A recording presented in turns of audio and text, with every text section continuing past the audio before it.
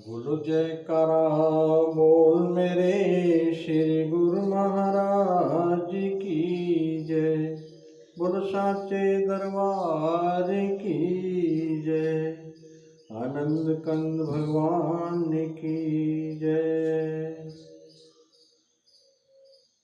गुरुर्ब्रह्मा गुरुर्विष्णु गुरुर्देवो महेश्वरा। गुरुर् साक्षात् परब्रह्म तस्मै श्री गुरुवे नमः।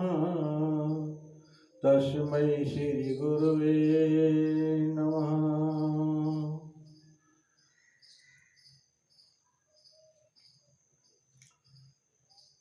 सभी गुरुमुख जनों के लिए भक्त की तरफ से जय सच्चिदानंद जी। आज का प्रोग्राम है मानुष जन्म का अंग। 184 जून में मानुष देह प्रधान। बिना भजन भगवान के चली अकारथ जान। इस संसार में जितने जीव जंतु हम देख रहे हैं, जड़ अथवा चेतन, स्थावर और जंगम, सबकी उत्पत्ति अंडज, जेरज, स्वेदज और अद्भुत इन 4 कानों में से हुई, जिनको साधारण बोलचाल में चारों वाणी खाणी कहा जाता है। जिनकी व्याख्या इस प्रकार है। अंडज, यह अंडे से पैदा होने वाले जीव हैं। इनमें अधिक गणना नवचर अर्थात आकाश में रहने वाले जीवों की है, जैसे पक्षी, परिंदे आदि। दूसरे हैं जेरज, यह जेड़ से पैदा होते हैं, जैसे मनुष्य, पशु, चौपाए आदि। तीसरे हैं स्वेदज, यह पसीने से उत्पन्न होने वाले जीव हैं, जैसे मक्खी, मच्छर, पिस्सू आदि। चौथे हैं अद्भुज, इनकी उत्पत्ति धरती से है। इनमें वृक्ष, पहाड़ और सब वनस्पति शामिल हैं। यह जड़ योनियां हैं। इन चारों खानियों से उत्पन्न होने वाले समस्त जीवों की शास्त्रकारों ने 84 लाख किस्में बताई हैं, अर्थात कुल 84 लाख योनियां हैं, जिनमें मनुष्य सबसे श्रेष्ठ है। संतों का कहना है कि संसार में मनुष्य का शरीर देवताओं से भी उत्तम है, और इसमें कोई संदेह भी नहीं है, क्योंकि मनुष्य वास्तव में बहुत ही ऊंची पदवी का मालिक है। देवता स्वर्ग में रहते हैं, हर प्रकार के शारीरिक सुखों उनको प्राप्त हैं, परंतु वे भी चाहते हैं कि ईश्वर उन्हें मनुष्य का चोला दे, क्योंकि यह मनुष्य एक ऐसी हस्ती है जो संसार में समस्त गुप्त और प्रकट वस्तुओं के जानने वाला और संसार की उत्पत्ति, स्थिति, प्रलय, ज्ञान, अज्ञान आदि सबका प्रकाशक और फिर इन सबसे परे की चीज़ है। परंतु इसकी हकीकत का पता बिना संतों की संगत से के नहीं मिल सकता। मनुष्य सब कुछ है, परंतु जिस समय इसको संतों की संगत का लाभ प्राप्त होता होगा, उस समय यह अपनी हस्ती पर गर्व करता हुआ संसार का तमाशा देखते दिखाते अपने वास्तविक स्वरूप का साक्षात कर लेगा। यह मानी हुई बात है कि मनुष्य इस समय अपने स्वरूप में भूला हुआ है। वह इस समय अधिक से अधिक यही कुछ समझता है कि पशुओं में बुद्धि नहीं है, और मनुष्य चूँकि सोच, विचार और बुद्धि रखता है, इसलिए उनसे अच्छा है। यह पशुओं के मुकाबले में यह अपने जीवन के लिए सुख के सामान प्राप्त कर सकता है, इसलिए विशेष है। यह अपनी आवश्यकता के जो पदार्थ अपनी समझ से यह पैदा कर सकता है, पशुओं को वह प्राप्त नहीं हो सकते, इसलिए उनसे बढ़कर है। परंतु इन विचारों में एक भी ठीक नहीं है, क्योंकि यदि मनुष्य को इन्हीं बातों पर गर्व है कि वह पशुओं से आराम और सुख की हालत में रह सकता है, इस कारण उनसे अच्छा है, तो इसका पहला उत्तर तो यह है कि जिन जिन वस्तुओं को मनुष्य अपने लिए खुशी और आराम के सामान ख्याल करता है, उनकी पशुओं की आवश्यकता ही नहीं है। उनकी आवश्यकता का सामान प्रकृति ने उनको पहले ही दे रखा है। उन्हें न मेज कुर्सियों की आवश्यकता है, न नरम और मुलायम गद्दों की आवश्यकता है, और न उन्हें शीश महलों से ही कोई वास्ता है, क्योंकि जो आराम मनुष्य को नरम और मुलायम बिस्तरों में है, उनको रेत के टीलों पर सोते हुए उससे कुछ कम नहीं है। दूसरे ये है कि जैसे बाल बच्चे मनुष्य के हैं, वैसे पशुओं के पास भी हैं। जैसे बच्चों में मोह प्यार मनुष्य का है, वैसे उनका भी है। जैसे पेट भर कर मनुष्य खा लेता है, वैसे वे भी खा लेते हैं। जैसे रात को मनुष्य नींद करता है, वैसे वे भी करते हैं। जैसे काम, क्रोध, लोभ, मोह और अहंकार मनुष्य में है, वैसे उनमें भी है। जैसे हाड़, मांस और लहू आदि का शरीर मनुष्य का है, वैसे ही उनका है। मान लिया कि मनुष्य विद्या पढ़ सकता है, धन कमा सकता है, मान और इज्जत पा सकता है और संसार में बड़ा मनुष्य कहला सकता है, और ये बातें पशुओं में नहीं हैं। परंतु यदि दीर्घ विचार से देखा जाए तो इन सारी बातों में सिवाय रोटी और कपड़े के मनुष्य का अपना है ही क्या। यदि मनुष्य चोले को धारण करके इसने परलोक का काम नहीं किया, तो इस लोक में सिवाय रोटी और कपड़े के इसने और प्राप्त ही क्या किया है। और यदि इस अनमोल शरीर को पाकर भी इसने केवल रोटी कपड़ा ही लिया है, तो फिर इसका मतलब यह समझो कि इसने कुछ भी नहीं किया। इससे तो फिर पशु कई गुना अच्छे हुए, जो कम से कम दूसरों के काम तो आते हैं, दूध पिलाते हैं, हल चलाते हैं, बोझ ढोते हैं, और मरने के पीछे उनकी हड्डियां, मांस, चमड़ा आदि सब कुछ काम में आता है। लेकिन मनुष्य में तो इतना गुण भी नहीं है। महापुरुषों का वचन है, पशु मिलहे चंगियाइयाँ, खंड खावे अमृत देह, नाम बिहूणो आदमी, घृग जीवन कर्म करे।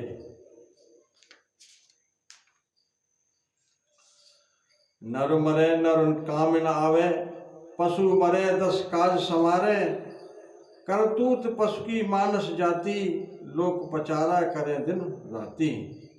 एक और संत फरमाते हैं, बंदे नालो रुख चंगेरा, जेड़ा लग पवे बिन लायो, धीमा खाए ते फल खवाए, अते फरक न करदा छायो।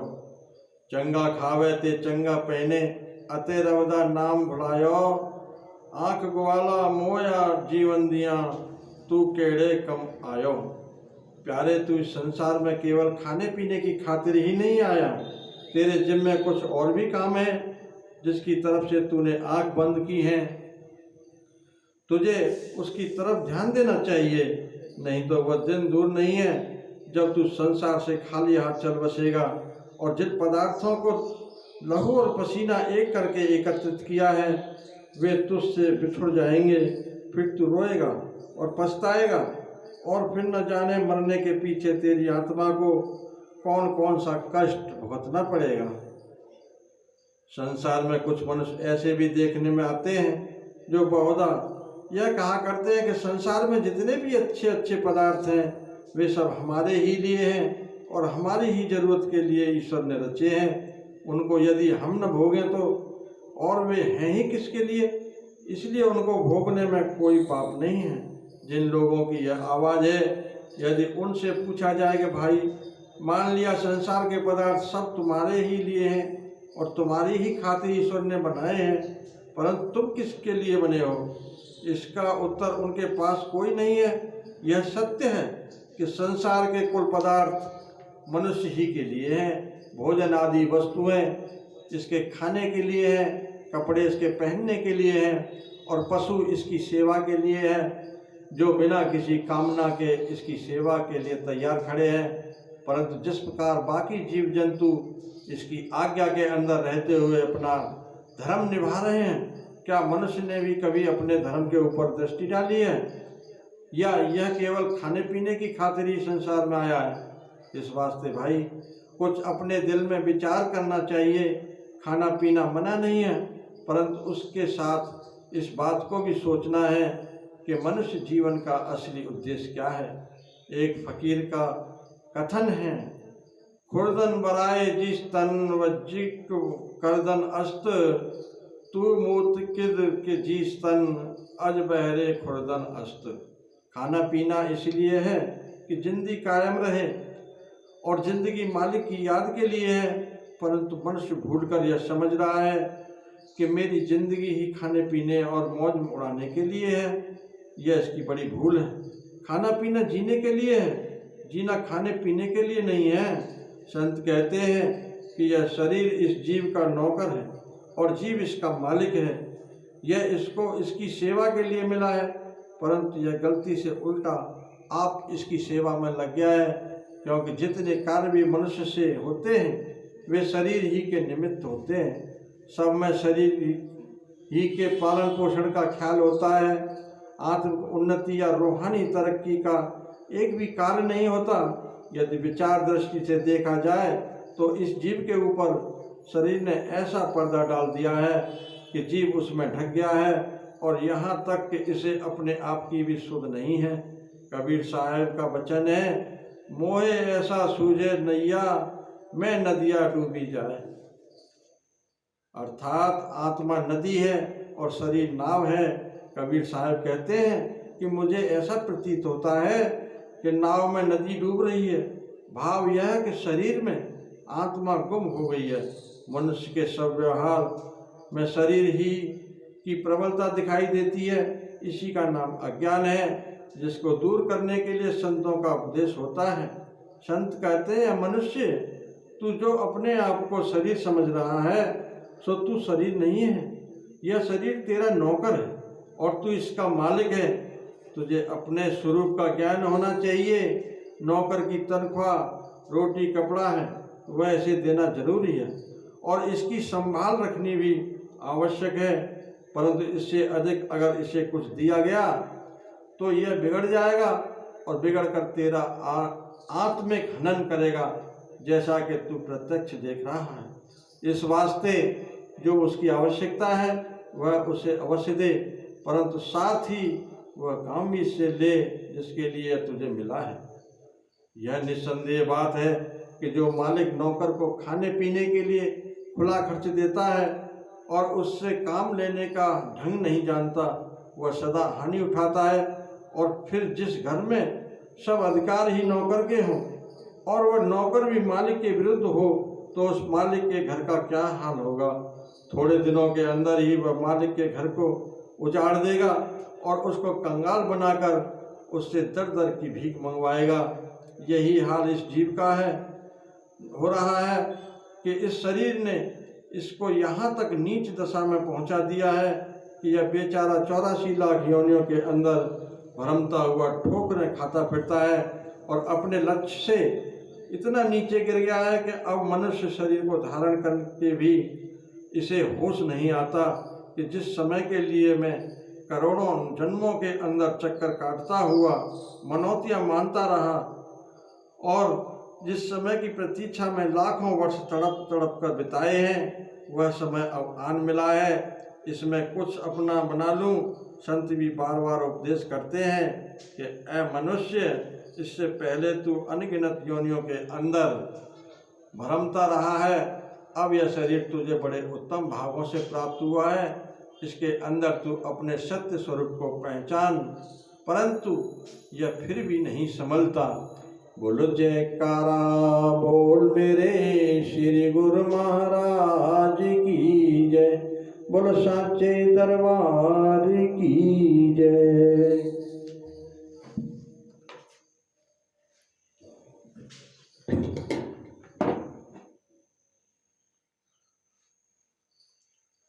अनमोल बचन तू संतों के मन में काहे बसाता नहीं। अनमोल बचन तू संतों के मन में काहे बसाता नहीं। गुजरे ना जीवन गफलत में अब भी संभल क्यों जाता नहीं। गुजरे ना जीवन गफलत में अब भी संभल क्यों जाता नहीं। अनमोल बचन तू संतों के मन में काहे बसाता नहीं। तू जिनको समझता है अपना वे हरगिज काम न आएंगे। तू जिनको समझता है अपना वे हरगिज काम न आएंगे। घर पड़ी मुसीबत तुझ पे कभी सब नजरें तुझसे चुराएंगे। घर पड़ी मुसीबत तुझ पे कभी सब नजरें तुझसे चुराएंगे। वही है सचमुच बड़भागी जो जग में दिल को फंसाता नहीं। वही है सचमुच बड़भागी जो जग में दिल को फंसाता नहीं। गुजरे ना जीवन गफलत में अब भी संभल क्यों जाता नहीं। अनमोल बचन तू संतों के मन में काहे बसाता नहीं। यह दुनिया मोह का जाल है, एक है काल और माया की रचना। यह दुनिया मोह का जाल है, एक है काल और माया की रचना। सतगुरु का दामन पकड़े बिना मुश्किल है बहुत इससे बचना। सतगुरु का दामन पकड़े बिना मुश्किल है बहुत इससे बचना। सतगुरु की कृपा बिना प्राणी माया से कोई बच पाता नहीं। सतगुरु की कृपा बिना प्राणी माया से कोई बच पाता नहीं। गुजरे ना जीवन गफलत में अब भी संभल क्यों जाता नहीं। संतों की हाट पे जाना तू ग्राहक बनकर सच्चाई का। संतों की हाट पे जाना तू ग्राहक बनकर सच्चाई का। भक्ति का लाभ कमा लेना यही काम है तेरी भलाई का। भक्ति का लाभ कमा लेना यही काम है तेरी भलाई का। है वही सयाना दुनिया में भक्ति बिन सांस गंवाता नहीं। है वही सयाना दुनिया में भक्ति बिन सांस गंवाता नहीं। गुजरे ना जीवन गफलत में अब भी संभल क्यों जाता नहीं। गुजरे ना जीवन गफलत में अब भी संभल क्यों जाता नहीं। सतगुरु का घर है तेरा दिल उनको ही दिल में बसाना तू। सतगुरु का घर है तेरा दिल उनको ही दिल में बसाना तू। श्रद्धा और प्रेम के फूलों से दिल के मंदिर को सजाना तू। श्रद्धा और प्रेम के फूलों से दिल के मंदिर को सजाना तू। सतगुरु के शिवा दासन दासा किसी और को दिल में बसाना नहीं। सतगुरु के शिवा दासन दासा किसी और को दिल में बसाना नहीं। गुजरे ना जीवन गफलत में अब भी संभल क्यों जाता नहीं। गुजरे ना जीवन गफलत में अब भी संभल क्यों जाता नहीं। अनमोल बचन तू संतों के मन में काहे बसाता नहीं। अनमोल बचन तू संतों के। बोलो जयकारा बोल मेरे श्री गुरु महाराज की जय। बोलो आनंद कंद भगवान की जय। सच्चे दरबार की जय।